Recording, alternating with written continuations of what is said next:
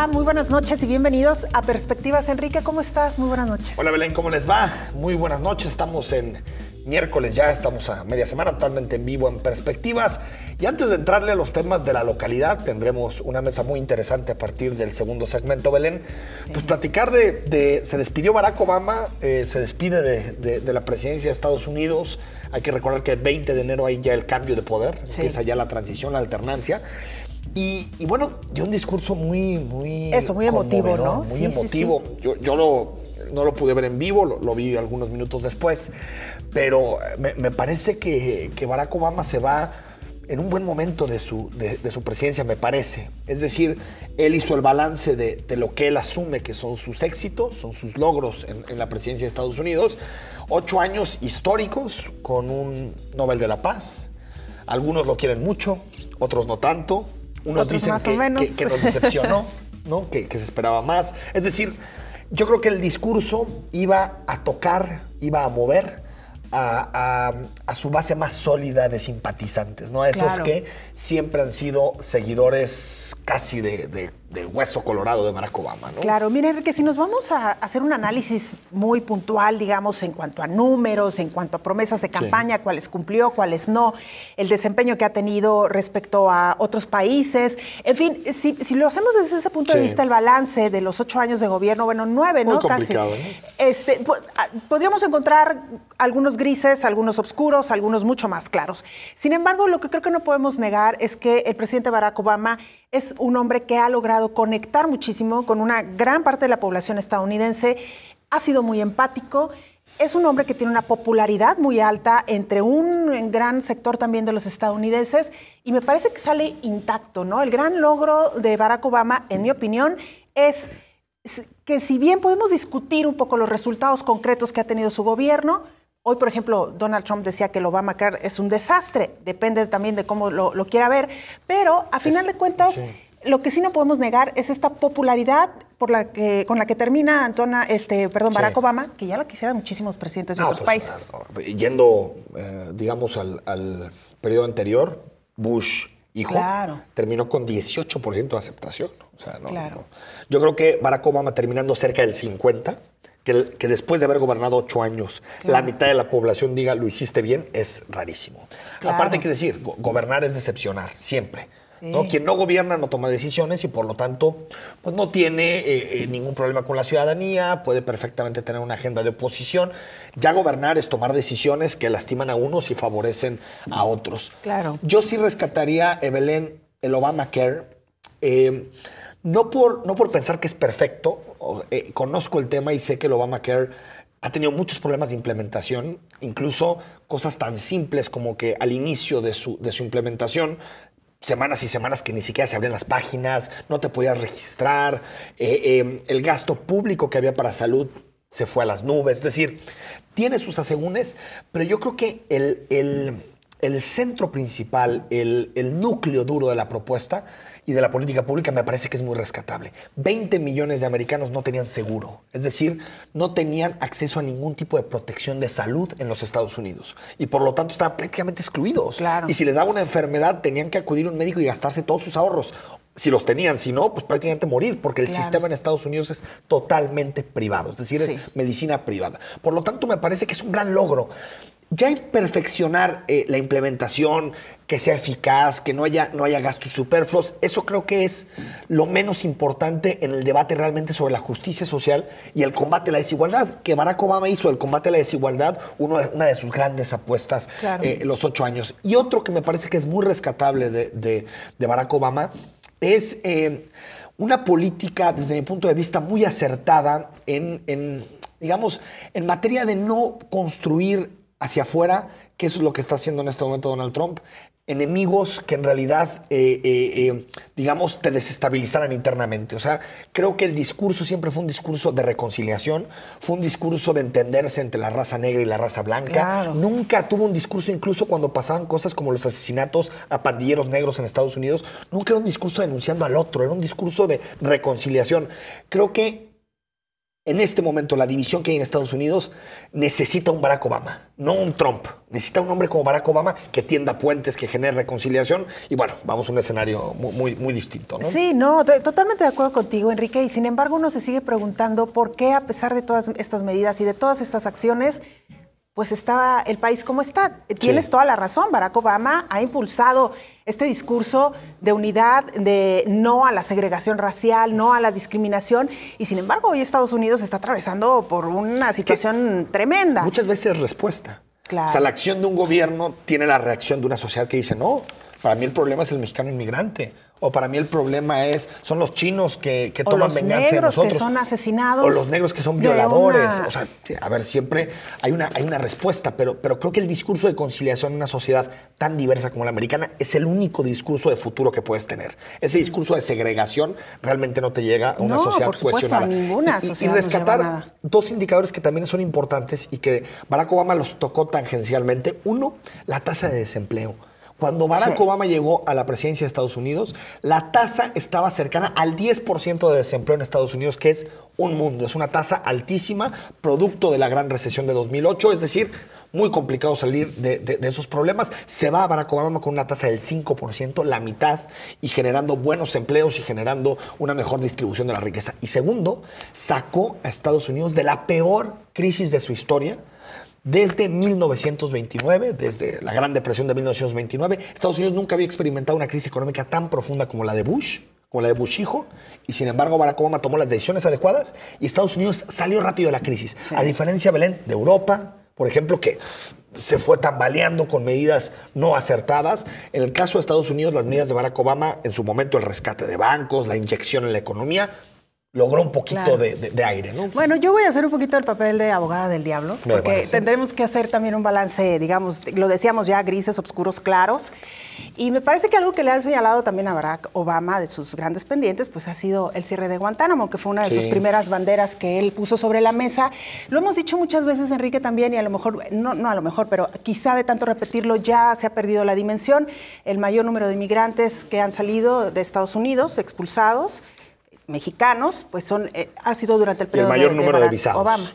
Y el mayor número de visados tiene también, siempre esta ambigüedad, ¿no? Claro. El que más ha deportado y el que más ha recibido. Y yo te agregaría en el aspecto económico, tienes toda la razón, en empleo me parece que ha dado muy buenos resultados. Sin embargo, si revisamos las finanzas, particularmente lo que se refiere a deuda, es una deuda que ha crecido mucho. Yo no sé si atribuírselo directamente al gobierno de Barack Obama, porque influyen diversos factores. Sí. Pero de que está una bomba de tiempo en cuanto a las finanzas estadounidenses en torno a la deuda y al sector inmobiliario, que no hay que perder de vista, me parece que ahí también son otros de los aspectos que habrá que ver con cierta creo que la deuda, mientras todo el mundo siga endeudándose en dólares, Estados Unidos nunca tendrá problemas en materia de deuda. ¿Por qué? Porque tiene cómo financiarse de forma facilísima. Acuérdate que Estados Unidos se endeuda a tasa de 0%.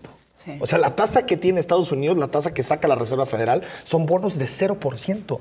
Es decir, le dan dinero que es más barato incluso que tú tenerlo. Es mejor endeudarte que no endeudarte porque no hay tasa de interés. Es decir, es lo que tiene Estados Unidos de ser la gran moneda, el dólar, la gran moneda del mundo, que endeudarte es muy barato.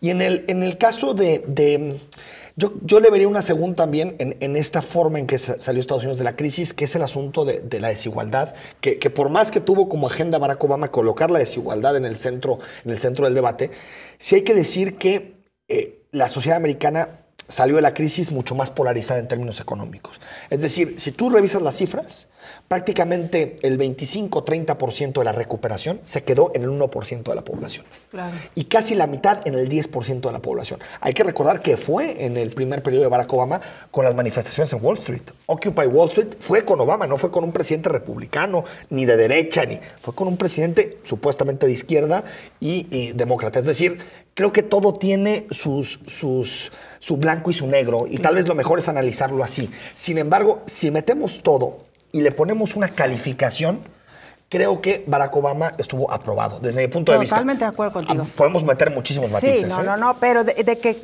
Barack Obama sale con una aprobación alta, indudablemente, que es hoy por hoy uno de los presidentes más queridos. Irán está desarmado, él lo decía, Irán está desarmado. Claro. Y te dice muy poco eso, ¿no? Claro, y además con muchos gestos muy interesantes, ¿no? Los actores, artistas por ahí dedicándole varias palabras a Barack Obama en esta despedida.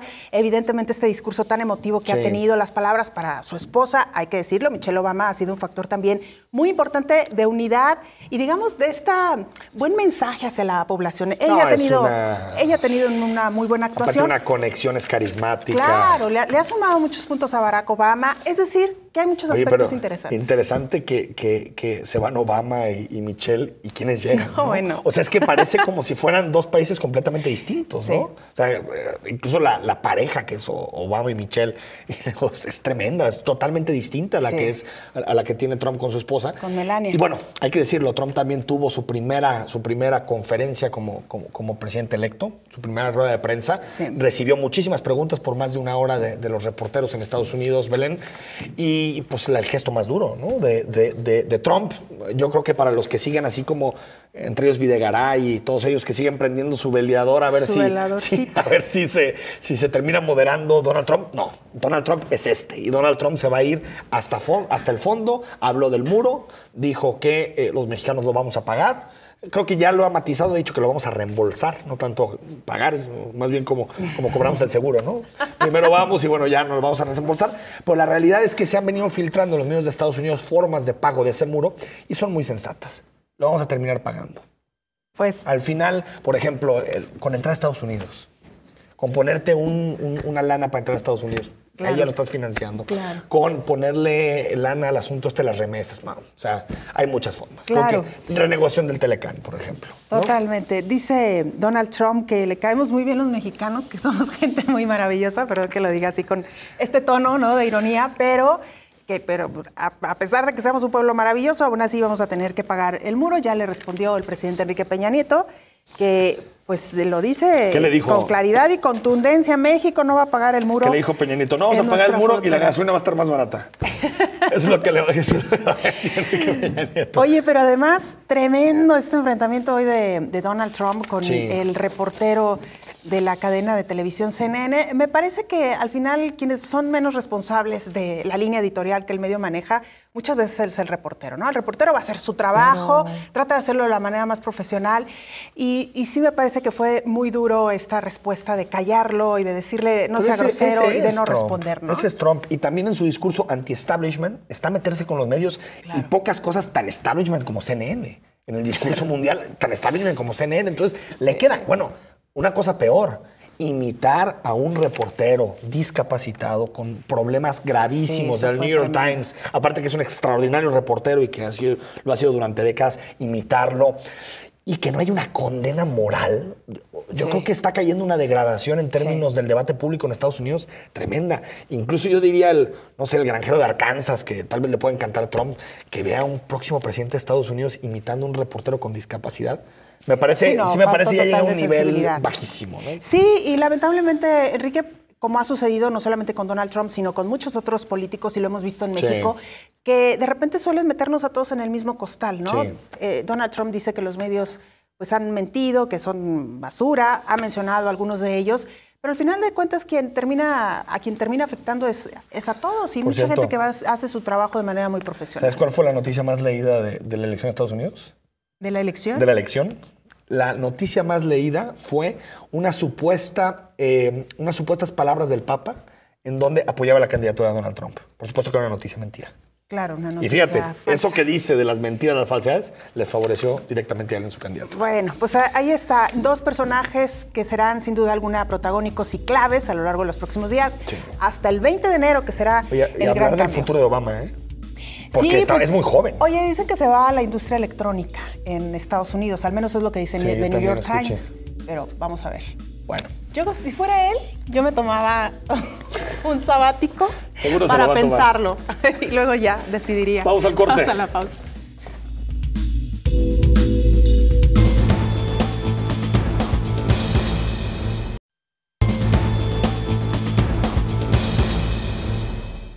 Ante dicho panorama, a lo largo del país se han presentado acciones de parte de los gobiernos estatales. En Jalisco, Aristóteles Sandoval, gobernador del estado, presentó una iniciativa al Congreso local con la finalidad de eliminar el financiamiento público a los partidos en años no electorales. En caso de ser aprobada, se tendría un ahorro de 269 millones de pesos en 2017. Por otro lado, en la Ciudad de México, Movimiento Ciudadano busca impulsar una iniciativa con la meta de eliminar el financiamiento público a los partidos y permitir las cuotas privadas con topes definidos y mecanismos de transparencia.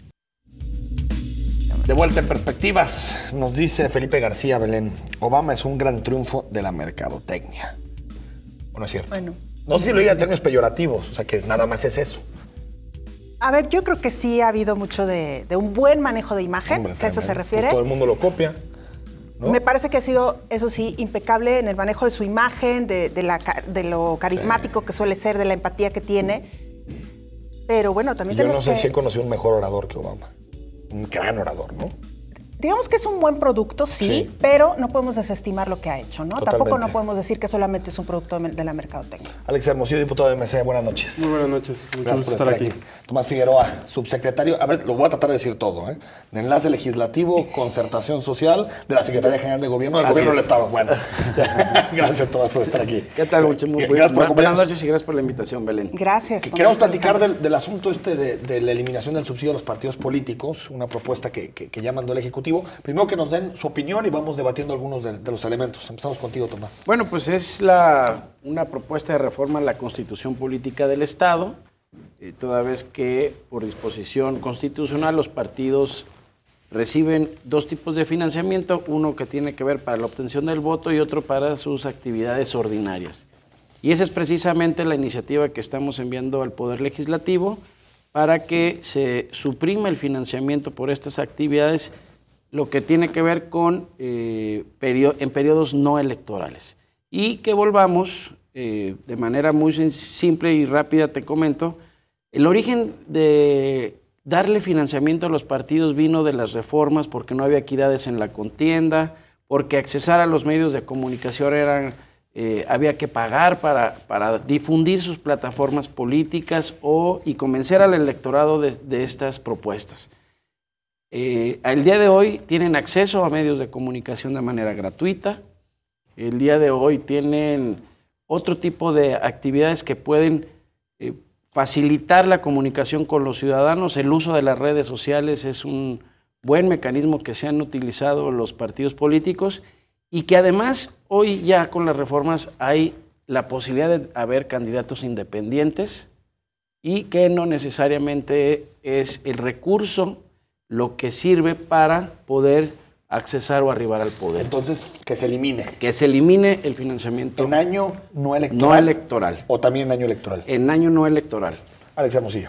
Digo, me parece que, pues viviendo el momento difícil que vive el país, después de una justa indignación de los ciudadanos derivada no solamente del aumento de la gasolina, sino de una constante historia llena de mentiras de la clase política hacia los ciudadanos, donde ya la última es escuchar al presidente un año decir que no va a haber aumento a las gasolinas, que la reforma energética va a traer eso, y escuchar el siguiente que va a ser del 20% y posteriormente incluso mayor. Ese momento creo que exigía respuestas de altura, y me parece que justo leía un tuit que ponías tú, Enrique, pues esos son los momentos donde tal vez la competencia política puede tener beneficios a los ciudadanos. Hoy hay una coincidencia. En 2008 fue presentada una propuesta similar, en otros términos, pero con un fin de reducción de financiamiento público por Enrique Alfaro cuando era diputado, 2014 por la fracción de diputados ciudadanos en el Congreso local, el año pasado también en el Congreso federal. El Movimiento Ciudadano lo fijó como una de las 5 propuestas para cambiar a México en el 2015. La primera de ellas era justamente la reducción del financiamiento público a los partidos. Y bueno, nos da gusto que después de toda la historia, de toda la lucha que se ha venido construyendo, y no digo que de Movimiento Ciudadano, sino de la exigencia social y la indignación de la gente de ver que en los partidos hay altos salarios y abusos en el gasto, pues hoy al parecer hay una coincidencia entre distintas visiones políticas de que es un buen momento para hacer esta reducción. Y lo digo porque pues justo en 2015, cuando se construyó la reforma político-electoral local, además, a pesar de que incluso había diputados del PRI que habían hecho la propuesta de esta reducción, pues cuando tenía mayoría PRI-PAN la echaron para atrás, simplemente no la consideraron. Y hoy el hecho de que lo contemplen y lo digan así me parece muy, muy positivo. Ojalá, insistimos, en que pues, pasemos muy rápido a la construcción de eso como una realidad. En el Congreso la fracción de Movimiento Ciudadano va completamente con la idea de esta reducción. Tendremos que revisar quizás los términos porque también hay que vigilar las cuestiones de financiamiento privado, ¿no? La supervisión que pueda existir, los posibles riesgos que implica también el hecho de que se permita o no, las posibilidades también en términos de los espacios en medios de comunicación, muchas otras cosas que creo que vale la pena discutir, pero coincidimos en el fondo del asunto y nos da gusto que, pues, a pesar de que el momento no fue simplemente un impulso natural de los partidos, sino obligado, pero que hoy por fin tengamos una respuesta de este nivel. Ahora, Alex, dices reducción, pero el gobierno dice eliminación total. Eliminación en año no electoral. Si hiciéramos un análisis en 3 años, pues es finalmente una reducción. La propuesta, por ejemplo, que está impulsando Cloutier, Kumamoto a nivel federal, tiene que ver con vincular la participación política directa, más bien efectiva, subsidio, ¿no? Con el porcentaje de subsidio. Nuestra propuesta también va en términos similares, pero insisto, lo importante es la coincidencia en el fondo. Podemos ajustar los detalles y los cómo, pero sí nos parece importante que pues, los partidos políticos no signifiquen más una carga de ese nivel para los ciudadanos. Ahora, Tomás, tú has sido funcionario electoral durante mucho tiempo, conoces muy bien la política de los partidos.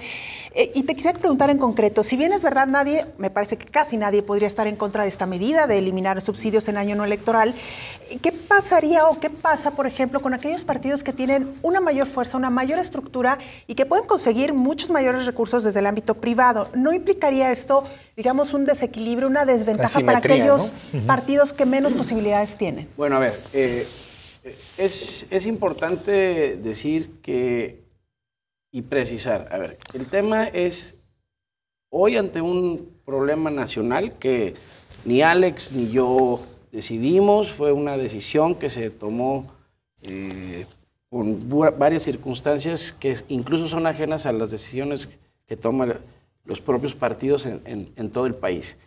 Lo que sí nos toca a nosotros como Estado es empezar nosotros poniendo el ejemplo de apretarnos el cinturón. El gobernador anunció 5 medidas contundentes, claras, y entre ellas enviar la eliminación del financiamiento.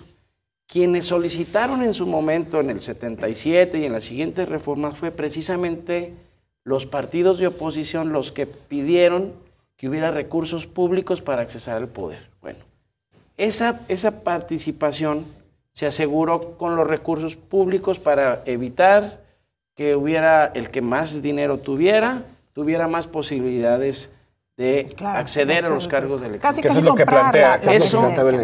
Esa realidad ya nos alcanzó. Ya un diputado independiente aquí en el Estado ganó sin obtener financiamiento, es decir, con creatividad, a través de las redes sociales, y llegó incluso ni siquiera a través del monopolio de los partidos. O sea, hoy tenemos a Movimiento Ciudadano, al PRI, al PAN, PRD, que son partidos políticos. Y uno llegó de manera independiente sin tener ningún acceso a esas prerrogativas, incluso, Belén, ni siquiera a los militantes. Es decir, presentaron propuestas. O sea, ¿crees que ahora ya se puede ganar sin recursos públicos? Porque además no solamente el que tiene el poder es el que gana una elección. Acaban ustedes de comentar uno muy especial. El presidente Obama impulsó públicamente, utilizó el avión presidencial para difundir que era un peligro incluso que llegara el que Trump finalmente ganó. Sí. Y si podemos pensar que en Estados Unidos hay dinero, pues creo que somos los de esta ahora, pero mesa, ¿por qué? Creo que es una duda que nos llegó a todos, Tomás. ¿Por qué ahora sí el PRI lo quiere eliminar? Porque por muchos años estuvo en contra de eliminarlo. Perdón, La propuesta la presentó el gobernador del Estado de Jalisco. Que emana del PRI, ¿no? Yo esperaría que todos los partidos se sumaran a esta propuesta. Es decir, con los argumentos y en la exposición de motivos. No he conocido la opinión porque no la han expresado algunos partidos ya dijeron que no. Yo he leído en la prensa. Acción Nacional, ¿no? Acción Nacional dijo que no. PRD dijo que tendrían que ir más a fondo. Dijo que no, pero que sí. Hoy conozco, no sé si sea todos los diputados de Movimiento Ciudadano los que dicen solamente hay que reducir, que están más en el tema de la idea de MC, Alex, es que reducir, eliminar. Digo, nosotros inicialmente la propuesta fue, le llamamos ni un peso a los partidos, ¿no? Creo que el planteamiento era justo vincularlo a la participación efectiva. Es decir, que cuando la gente acude y vota nulo o no sale a votar, tenga un efecto en el número de dinero que recibe. ¿Pero esa ya no es la propuesta? Esa fue la que se planteó. Hoy, con las circunstancias actuales, con una iniciativa nueva que llega, creo que tenemos que estudiarla. Insisto, en el fondo, nosotros sí creemos, porque también nos tocó pues, vivir distintas formas de hacer campaña con pocos recursos, que se puede hacer sin financiamiento público. Coincidimos en el fondo.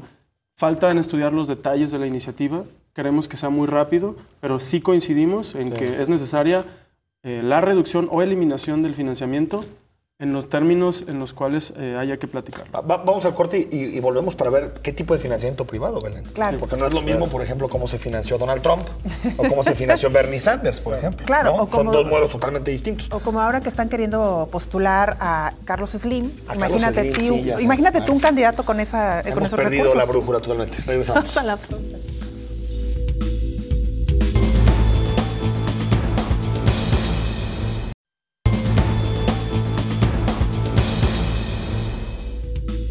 Estamos de vuelta en Perspectivas platicando sobre la propuesta del gobernador del estado para eliminar el subsidio a los partidos políticos, las prerrogativas a los partidos políticos.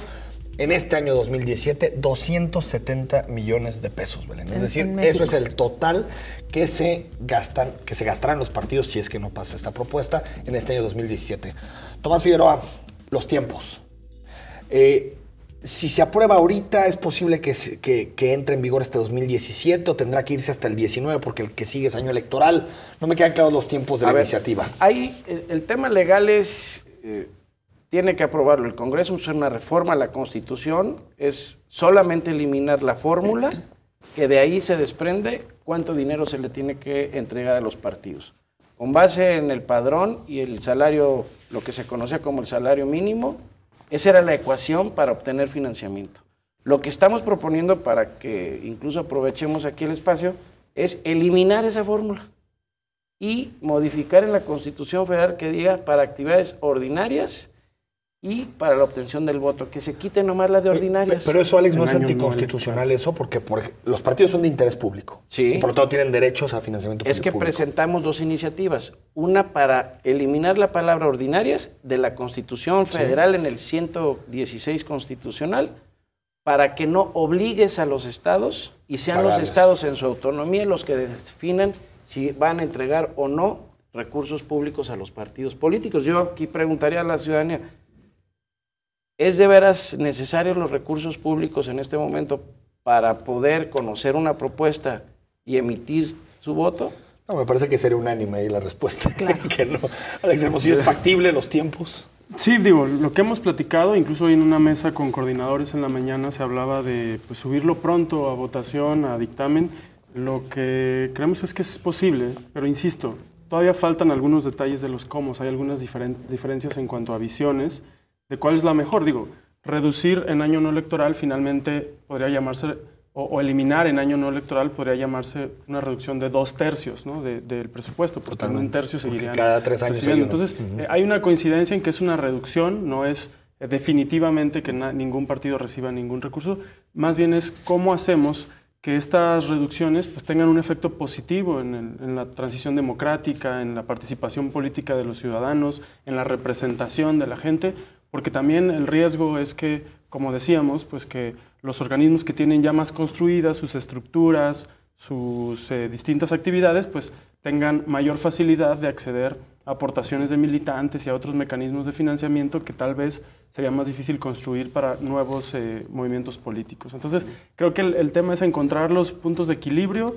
y buscar, pero insisto, el hecho de que hoy el PRI nos diga o el gobernador diga estamos de acuerdo en esto, pues es un gran paso, una lucha de muchos años de exigencia que hoy nos parece que hay que aprovechar. A mí yo debo decir que, a ver, qué bueno que se quite este subsidio, 270 millones de pesos, pero también hay que ver las contraindicaciones de esto. O sea, el modelo privado lo que puede hacer es que los que manden no sean los representantes, sino los empresarios que están detrás, los que les meten lana, el narco. Yo creo que también cómo blindar el modelo es fundamental. Esa duda está hoy aclarada. A ver, los órganos electorales, tanto local, ya con más atribuciones el federal, fiscalizan los recursos públicos y los privados. Los fiscalizan mal. No, yo te digo que no. ¿Por qué? Porque durante el proceso pasado hubo cancelación de candidaturas. Hubo diputados, y yo, en la época que yo estuve de Movimiento Ciudadano, que no presentaron ningún tipo de informe y se les retiró la candidatura. Es decir, ya había, es decir, hay sanciones. Si tú excedes del 5% del tope de campaña, que es muy fácil comprobar, porque tú tienes... Pero hoy día gastan en efectivo y... Hoy día los partidos políticos tienen por obligación legal, eso no queremos quitar, sus padrón de simpatizantes y militantes que lo tienen público, y a los órganos electorales dicen, Belén y Tusain aportaron 100 pesos, 5 se pesos. anotan. O tal vez no lo anotas. O no, lo tienes que decir, porque ahorita hay un tope. Sí. Entre toda la militancia, para que no haya desequilibrios y que los que tengan más o menos militantes, hay un tope. Mira, Tomás, son 5 millones de pesos que los puede dar un militante o entre todos. O entre 1000. En Guadalajara, el tope en la última elección, tanto para quien sea, Alfaro, Ricardo Villanueva, quien me diga, será 5 millones de pesos. ¿Tú crees que se gastaron 5 millones de pesos en Yo creo que no.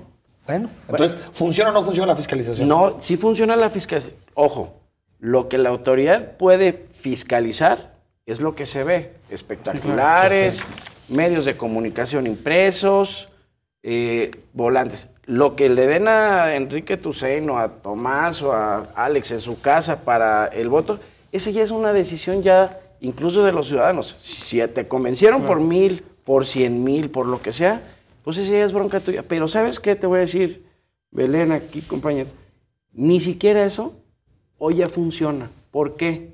Porque cuando los ciudadanos se instalan en la casilla y la tranquilidad de votar, pueden votar por quien sea, aunque hayan recibido despensas, cualquier mecanismo. O sea, ya hay garantía de que el voto es secreto y además no hay represión a quien no vota o distinto al partido, por ejemplo, del gobernador. Yo creo que eso en el papel, pues, pero en la realidad basta con observar una campaña electoral, están desfasadas los límites, y creo que entonces es donde se convierte en muy importante revisar que no quede simplemente a la revisión, como ya se venía haciendo, el hecho de la participación de dinero de quién sabe qué fuentes o qué tamaño. Ese sí sería un buen punto que los legisladores discutieran. Sí, completamente. Lo que nosotros estamos proponiendo es nomás quitar el financiamiento público cuando no hay elecciones. Claro. Y eso puede rechazarse o no. Y que también Eso ya la discusión de los cómo, de si le subimos al financiamiento público-privado. Y que para que se complete esta, con la cual, insisto, coincido, para que se complete también, pues valdría mucho la pena que nos apoyaran a que los diputados locales, más bien federales jaliscienses, están impulsando lo mismo a nivel nacional. Hoy lo entregó el gobernador a los diputados federales del PRI, la iniciativa del 116 constitucional para levantar, pensando en que no lo hagan rápido ustedes.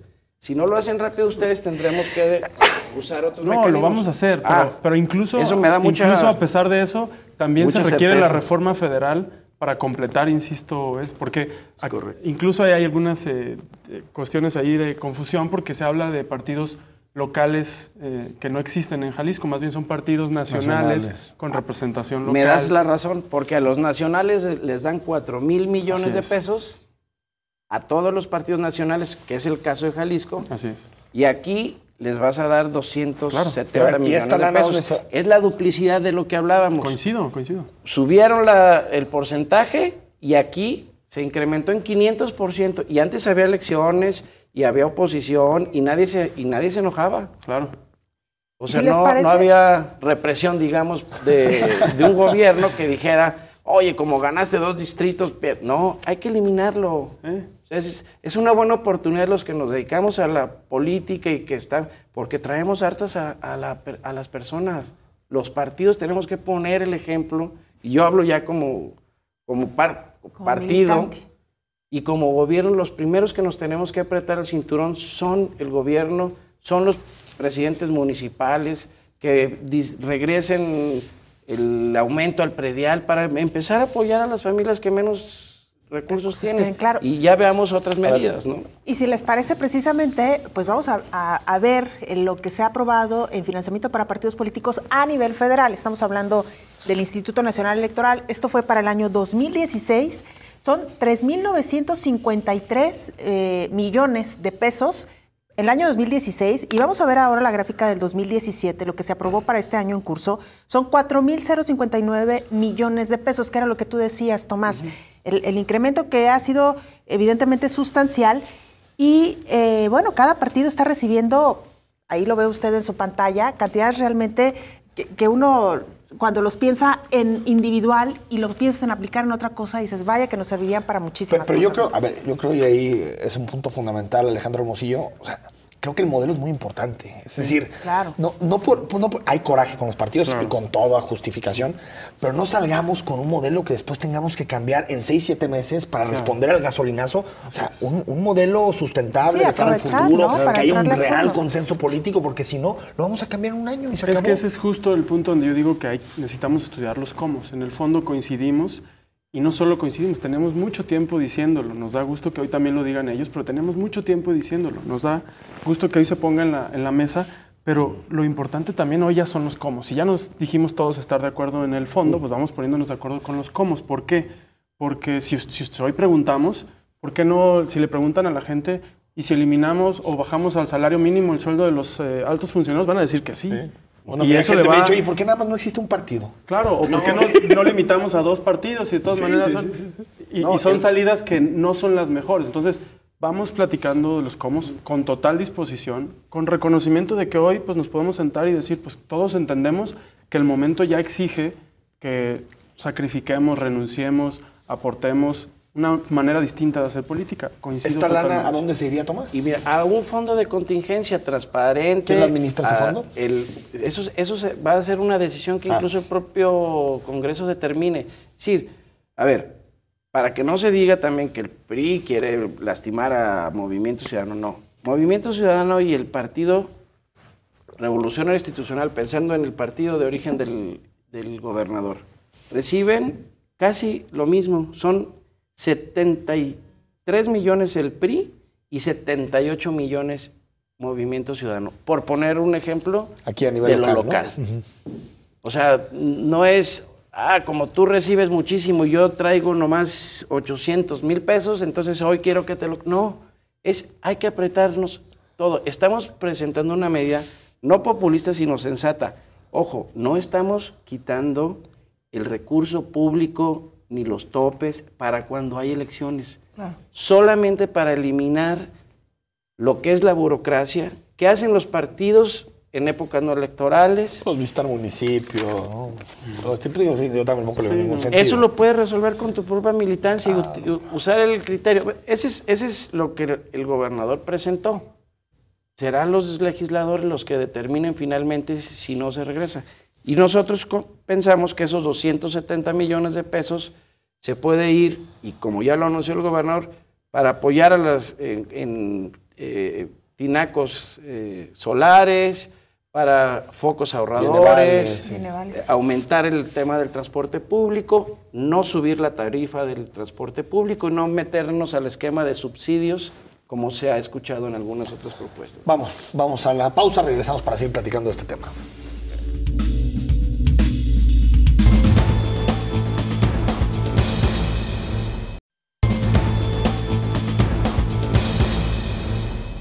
Recortar los fondos públicos que reciben hoy en día los partidos políticos es una propuesta impulsada por gobernadores, legisladores y diversos sectores de la sociedad civil, realizada ante la actual crisis económica y social que ha generado el aumento al precio de los combustibles. Es importante señalar que en este 2017, los 9 partidos políticos con registro estarán recibiendo 4.059 millones de pesos del erario, además del financiamiento local con el que cuentan los estados donde tienen registro. Esta noche platicamos con Alejandro Hermosillo y Tomás Figueroa acerca del tema.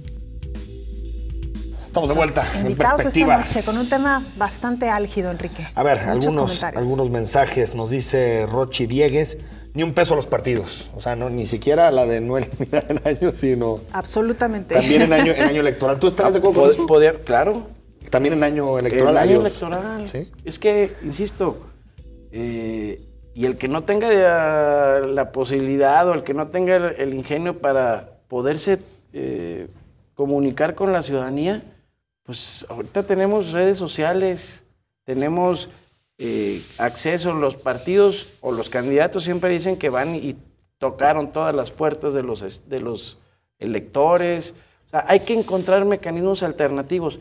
Estoy de acuerdo en que hay que elevar el tope sobre financiamiento privado. Pues lo que no vamos lo que nunca debemos de quitar es que ese recurso se transparente, se diga quién le puso y cuánto le puso. Alex Hermosillo también de acuerdo en que sí, se elimine al cero. Yo soy el que le estamos manejando. Mira, ni un peso a los partidos. Bueno, creo que incluso la de Clemente Castañeda era ni un peso. Así es, ni un peso en aquel momento, ¿no? Sí, recuerdo bien. Rafael 1838, vaya, ya era tiempo que los partidos se decidieran. Bueno, tenía mucha esperanza, dice, ya era tiempo. Bueno, está como medio entre que está sí, bien, ¿no? no. Hasta que pase. Alberto Zamora, deberían de tratar de invertir en su propia postulación alguna candidatura de política, sea gobernador, senador, alcalde, para que vean lo que cuesta obtener el dinero. Lo pagamos su postulación y todavía nos hunden. No se vale, es decir, que lo pagues, ¿no? Tu candidatura.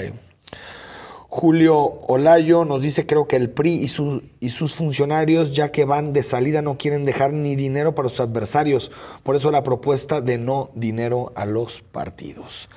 El mismo Rafael nos dice, lejos de subsidiar tantos partidos inútiles, deberían desaparecer. No, bueno, dijo, hasta que inventemos otro vehículo de representación, no hay que desaparecer los partidos. No podemos prescindir. Miguel Barajas, ¿cuándo invitan a Kumamoto para que explique la iniciativa de Sin Voto No Hay Dinero? Ya lo invitamos a Kumamoto varias veces a invitar, a que platique precisamente de esta propuesta. Similar a la propuesta que ustedes tenían, ¿no? Sí, no es una propuesta que se haya presentado en el Congreso local, es más bien, él apoya una iniciativa federal del diputado Manuel Cloutier, similar, vinculando vinculando el dinero que se le da a los partidos a la votación efectiva que tengan. Que cada partido obtiene. Así es. Ahora, a mí me sigue preocupando el tema privado, la influencia. Lo digo, o sea... Oye, Enrique, pero ¿te acuerdas que lo habíamos comentado? Tenemos lo peor de los dos mundos. Sí, ese es el problema. Que ahorita tenemos. Hay público, pero también existe. Es que, por ejemplo, un constructor que llegue y le diga al candidato alcalde, ¿sabes qué? Pues si te meto 50 millones de pesos, pero cambio los planes parciales para yo poder hacer las torres acá. El problema es que sí es cierto, está ocurriendo. A ver, el problema no lo quita darle o no dinero a los partidos públicos. Es decir, recursos públicos, eso lo pueden hacer y si lo hacen es sobre su conciencia y sobre... Es un delito electoral. Actualmente, si quitamos el financiamiento público, lo seguirán haciendo si es que lo haces. Claro. O sea, si es que los...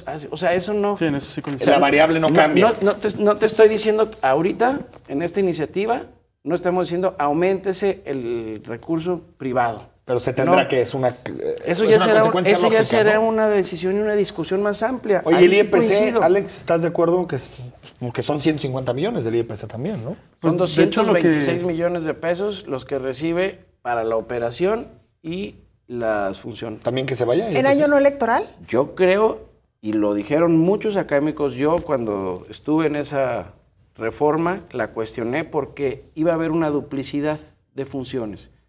Si ya se habían animado a que una autoridad electoral nacional tomara las riendas de las funciones más principales, que es la capacitación y la ubicación de casillas, esa ya es una responsabilidad del INE. Lo único que faltó es desaparecer a los órganos locales del país y que subsistiera el Instituto Nacional Electoral, o eliminar el Instituto Nacional y que se quedaran los estados. Claro. En el tema del federalismo o centralismo, esa era una discusión. Goldenberg lo dijo muy claro. Lo primero era una idea, lo otro también era una idea. Lo que quedó no fue ninguna idea. Diputado. Bueno, lo que nosotros incluso en la mañana dialogábamos era la posibilidad de que el Instituto Electoral entonces en este papel pues jugara un papel realmente importante en el fomento de la participación ciudadana. Esas tareas creo que todavía valen mucho la pena.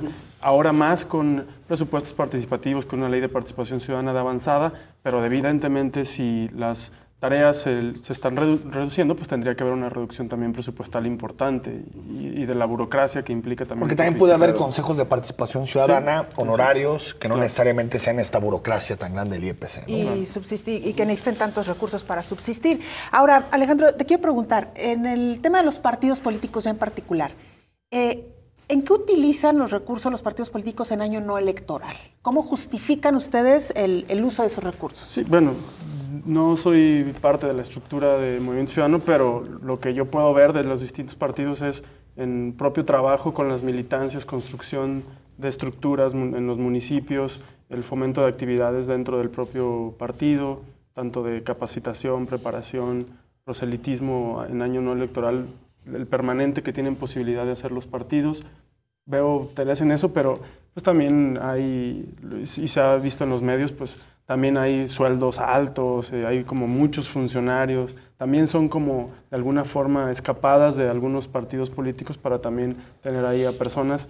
Ese es el punto, yo creo que indigna mucho a las personas y que creo que es una buena oportunidad para pues dejarlo. Y hay una oportunidad también para que los militantes mantengan a sus partidos. Claro. Claro. O sea, no solo que estén buscando chambas. Sí, y que dejen de ser los partidos políticos un negocio. Claro. Pues por eso, o sea, que los militantes mantengan porque comparten la ideología, ¿no? Ese es el tema. Hay que regresar al origen de la conformación de que se juntaban ciudadanos para presentar un proyecto, hablar de hacia dónde debe de ir un municipio, un distrito o un gobierno, y que se discutan, se debatan, y después ya que se ponían de acuerdo, presentaban esas plataformas a los ciudadanos y los ciudadanos les tocaba elegir. Eso hay que volver, o sea, es decir, de una crisis que no solamente es de la gasolina, es crisis internacional. Gotita, ¿no? Sí. Hay entre indignación con la clase política de los ciudadanos, hay medidas que nosotros,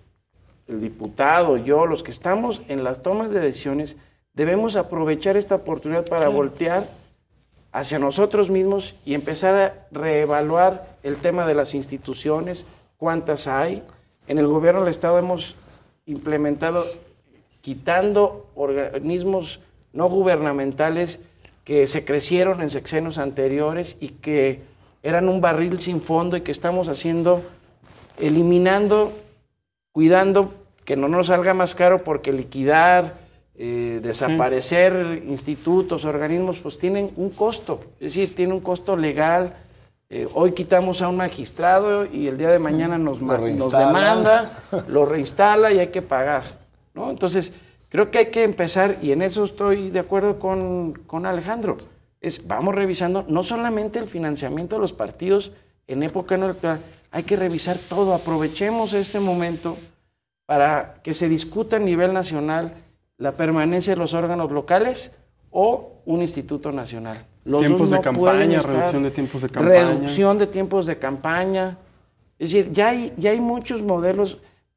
Digo, incluso revisar el acceso a medios que tienen los partidos es descomunal. Es mucho. El modelo de comunicación política es un modelo de comunicación que incluso no solamente te estás promocionando, estás hartando a la gente. Claro. Fíjate que justo ahora que preparábamos el programa leía un artículo muy interesante de un investigador del área jurídica de la UNAM, donde él hace un comparativo con el resto de los financiamientos que se hacen en otros países. Hablaba, por ejemplo, del modelo Brasil, donde ahí no se otorga un solo peso de financiamiento público. Sin embargo, aparentemente no, sin embargo, el Estado se hace cargo de los espacios en los medios de comunicación para los partidos políticos. Y es un modelo múltiple, o sea, tiene casi 50 partidos. Eso ya lo hicimos en México, eso lo hicimos en México. Pero tenemos los dos, lo que no alcanzamos, lo que no se empató, es decir, le quitamos, les dimos acceso a medios a los partidos políticos, pero no les quitamos esa parte del financiamiento. Rápido, unos últimos mensajes. Osvaldo Gutiérrez, partidos deben ser más competitivos para buscar financiamiento de simpatizantes, no más dinero público a ellos. Sí. Es decir, si comparte la idea del partido, pues le das 200, 300 pesos para que se pueda mantener. Nos dice Pedro Aguayo que el gasolinazo está indebidamente motivado y fundado. Solo se publicó la fórmula para determinar el costo de la gasolina en el diario oficial de la Federación. Pues sí, es que no tenían por qué publicar más, en realidad. Porque ahí está y de ahí pues viene el aumento, ¿no? Claro. Alejandro, has dicho que es importante revisar con mayor detalle esta propuesta del Ejecutivo. ¿Esto no implicará cierto retraso en algo que realmente ya está urgiendo? Porque el efecto ya está aquí. No. Nosotros queremos hacer todo el proceso muy rápido. Mañana tenemos sesión donde estaremos ya votando, por ejemplo, las medidas que estamos impulsando o que el Congreso de Jalisco le está hablando al Congreso Federal relativo a la reducción del IEPS en las gasolinas, relativo a estas mismas iniciativas a nivel federal, el exhorto de Jalisco para que a nivel federal se discuta, también incluyendo la del gobernador. Estaremos discutiendo también el alargar los plazos para los descuentos en refrendo, el descuento municipal que también se discutirá. Es decir, vamos avanzando, pero tampoco creo que valga la pena apresurarse en algo que ya mostramos coincidencias, vamos sacándolo adelante, pero con mucho cuidado de no perder de vista lo importante. Ya han salido las cosas en esta legislatura. Sí, han cambiado. Sí, han salido. O sea, ha salido fuego, participación democrática, ¿no? Al final las iniciativas lo que le corresponde al Ejecutivo, todas han salido, la de participación democrática, que después solamente se cambió a participación social, donde era mecanismos para involucrar a los ciudadanos. Pero más que participarlo, creo que ha sido una buena legislatura en términos de acuerdos, ¿no? Esto he escuchado comentarios en las redes de que no es constitucional. Efectivamente no les podríamos aplicar la ley de manera retroactiva. Es un asunto de voluntad política de todos los gracias, políticos. Alex, gracias. Buenas noches. Gracias a ambos, Enrique. El viernes, José Hernández Cler. Un súper fotógrafo. El fotógrafo lo conocemos, platicamos con él. Muchísima admiración para este fotógrafo, así que no se lo pierdan. Con él el viernes.